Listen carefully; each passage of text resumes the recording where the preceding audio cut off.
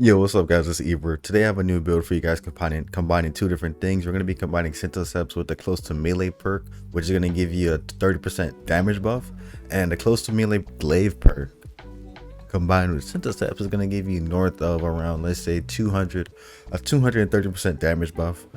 And I've seen a lot of content creators rocking this build while just farming out gear. I've seen a lot of different while farming out gear, while doing higher end activities, and while just completing their pinnacle activities. This is the build that you want to be rocking whenever you're trying to grind out a new heist battleground activity to try to get your new red borders. Stay tuned. I'm going to show you guys exactly how we're able to get a up northwards of a 250% damage buff increase. And this is not even combining Well of Radiance. This is not combining a debuff. So you're able to really just slay out and kill any enemies in your path. So let's jump straight into the build. Now, for this build to work, your solo 3.0 subclass isn't really tied down to anything. The only thing on your solo 3.0 subclass you really want to make sure that you have is to maximize your stats. So you're able to get 100% discipline and 100% resilience. We're leading towards 100% resilience as the first most important part. But to show you guys what I have in my subclass, we're going to be rocking the hammer throw combined with the healing grenade, just so we have an extra way to heal ourselves. We're going to be rocking Soul Invictus combined with Roaring Flames. Soul Invictus, you know, anytime we get a solar ability, Final Blow. So anytime we get a kill with our hammer throw, we're going to spawn a sunspot. Once we spawn that sunspot, anytime we step inside of it, we're going to be granted restoration. And then we have Roaring Flames because it grants us 2 fragment slots. We're not really using our solar abilities that much in this build, so you can always swap this out for Consecration. The fragments, as I said before, we're just using our solar 3.0 subclass to maximize the build and just grant us the stats that we do want. So for the first fragment, we do have Ember of Searing. So we're gonna gain plus 10 recovery. Also defeating, we're rocking Ember of Torches. So this is also another way to give yourself a buff, so you can get an increase. So you can go north of 250% up damage increase. Hitting an enemy with your hammer throw is gonna make you radiant. The next fragment we do have is Ember of Empyrean. So solar weapon or ability Final Blows extend the duration of restoration and radiant. And since anytime we do get a kill with our hammer, we're going to spawn a sunspot. Stepping inside the sunspot makes us have restoration, and just hitting an enemy with our hammer throw to begin with is going to grant us radiant. Now, since we're going to be using Judgment of Kel'Garath, the glaive, we're just going to be meleeing those enemies. So those melee kills won't be counting towards Ember of Empyrean, so the melee kills itself won't extend restoration or radiant. But to proc the perk close to melee, we are going to have to shoot our Judgment of Kel'Garath. So if you want to get a little bit saucy with the build, you can always just every once in a while jump up and shoot an enemy with your Judgment of Kel'Garath instead of just meleeing all the enemies. The last thing we do have is Ember of Solace, so we do have extra time to step away from just meleeing enemies and jump up. Not even jump up, just turn around and just start shooting different enemies with your Judgment of Kel'Garath with the projectile to spawn the perk or get the perk close to melee. Now that's it for the solo 3.0 subclass. We don't really want too much focus on the solo 3.0 subclass. Everything else is what makes the build work. Like I said before, the solo 3.0 subclass is just the subclass we are using just to maximize our perks. We're able to get 100% resilience by just using the solo 3.0 subclass. Now the main important thing of this build is going to be the glaive. You want to make sure you do have close to melee on your glaive. That means that anytime you get a Final Blow with your glaive, it's then going to grant you increased damage, which is going to be a 30% buff to your glaive damage anytime at any given moment. But first, to spawn this, you're going to need a projectile Final Blow, and it's going to improve your melee damage by 30%. That's how you get the perk to spawn close to melee. So you can't just go around meleeing all the enemies. You first need to get a kill with your melee using the projectile, so you're able to get close to melee. And close to melee gives you a 30% damage buff, and it lasts up to 10 seconds.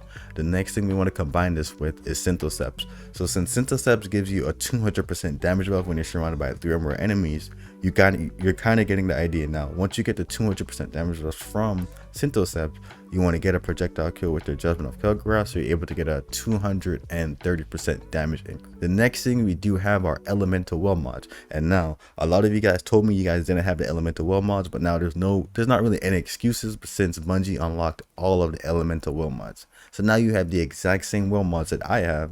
The only thing you might be missing is that you don't have your gear masterwork, but now Elemental Well mod that we want to be using with this build will be Font of Might, so we're able to get another 25% damage increase. So that's going to take your damage from just 0% to 250%. of damage increase, of a damage buff. And this isn't combining well, this isn't combining a debuff. This is just you killing an enemy with your projectile, with the projectile of Judgment of Kel'Garoth, and then just being surrounded by 3 or more enemies. To show you, give you guys a bit of the numbers, I believe just in base form, the Judgment of Kel'Garoth was meleeing the boss for 7,000. Then we're close to melee, I jumped around to around 9,000, 10,000. And then with Sinto Steps, I jumped from 7,000 all the way up to 23,000. I believe at one point when they did debuff the boss, I got it all the way up to 33,000. And that's just, you're using a glaive and you're hitting 33,000 per hit. Like it's not like 4 or 5 hits per hit. I'm hitting 30,000, 20,000, 35,000 consistently. And I'm hitting those numbers consistently because I'm combining close to melee with Sinto Steps with Font of Might. Now, let me dive into my armor and my elemental well mod, so I'm able to show you guys how I'm able to proc Font of Might. On my helmet, I do have elemental armament, so I'm gonna have to, in this build, you're gonna have to get a lot of elemental. In this build, you're gonna have to get a lot of projectile kills to spawn an elemental well. You can always swap this out for melee well maker, so you're only using your throwing hammer, or even swap it to elemental ordnance, so you're using a grenade and change off from healing grenade to future grenade. But for all purposes in this build, we're going to be using elemental armaments, so we're going to be using the projectile damage from our Judgment of Kel'Garoth to spawn elemental wells. The next thing we have in our hands will be bountiful wells, so instead of spawning 1 well, we're going to spawn 2 wells. On our chest piece, we do have Font of Might, so we're able to pick up another 25% damage increase. And then on our boots, we do have Striking Light.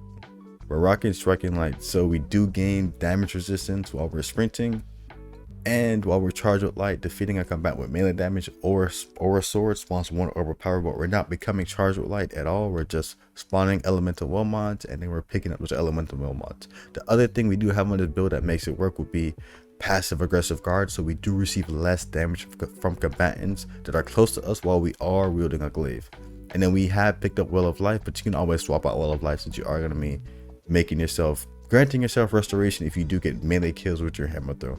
But make sure you do rock passive aggressive guard. That damage reduction is really nice this season, since it is a seasonal well artifact. But that's pretty much it for the build, guys. The most important things for this build that make it work will be Sinto Steps, because you're granting the 200% damage increase, and you're combining it with Judgment of Kel'Garoth close to melee. So get farming the Judgment of Kel'Garoth. Start farming the Judgment of Kel'Garoth, so you're able to get that nice 30% damage increase whenever, even if you're not surrounded by enemies. And then you just combine it with Font of Might and Sinto Steps, so you're able to get a nice 250% damage buff almost immediately. Not combining a well, like I said before, not combining a debuff. So even if you combine the debuff and the well, you're looking at over a 300% damage increase too.